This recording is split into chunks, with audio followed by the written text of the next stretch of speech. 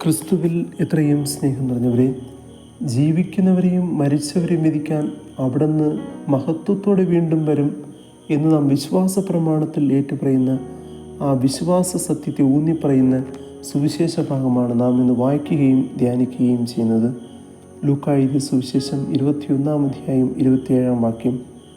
അപ്പോൾ മനുഷ്യപുത്രൻ ശക്തിയോടും വലിയ മഹത്വത്തോടും കൂടെ മേഘങ്ങളിൽ വരുന്നത് അവർ കാണും.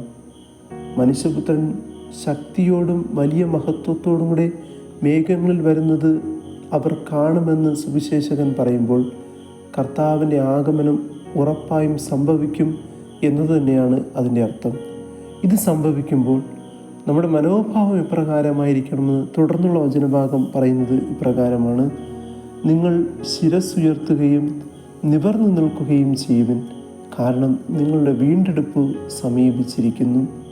പ്രിയമുള്ളവരെ, കർത്താവിൻ്റെ മുൻപിൽ നിവർന്നു നിൽക്കണമെങ്കിൽ, ശിരസ്സുയർത്തി നിൽക്കണമെങ്കിൽ, യഥാർത്ഥത്തിൽ മനുഷ്യനെ അവതരിച്ച കർത്താവ് കാണിച്ചു തന്ന മാതൃകയനുസരിച്ച് ജീവിക്കുമ്പോഴാണ് നമുക്ക് കർത്താവിൻ്റെ ആഗമന ദിവസത്തിൽ നിവർന്നു നിൽക്കുവാനും ശിരസ്സുയർത്തി നിൽക്കുവാനും കർത്താവ് നമുക്ക് നൽകുന്ന ആ വീണ്ടെടുപ്പിൽ പങ്കുചേരുവാനും സാധിക്കുന്നത്.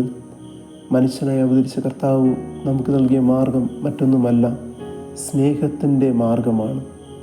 സ്നേഹത്തിൽ ജീവിക്കുന്നവൻ ദൈവത്തെ കാണും, ദൈവത്തെ അനുഭവിക്കും. കാരണം ദൈവം സ്നേഹമാണ്.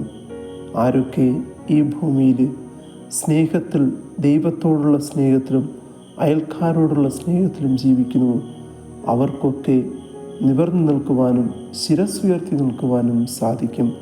കാരണം അവരെല്ലാവരും വീണ്ടെടുക്കപ്പെട്ടവരാണ്. ആയതിനാൽ പ്രിയമുള്ളവരെ, ഉറപ്പായും സംഭവിക്കുന്ന കർത്താവിൻ്റെ ആഗമന ദിവസത്തിലെ വീണ്ടെടുപ്പിൽ പങ്കുചേരുവാൻ അർഹരാകത്തക്ക വിധമുള്ളൊരു ജീവിതമാണ് നാം ജീവിക്കേണ്ടത്.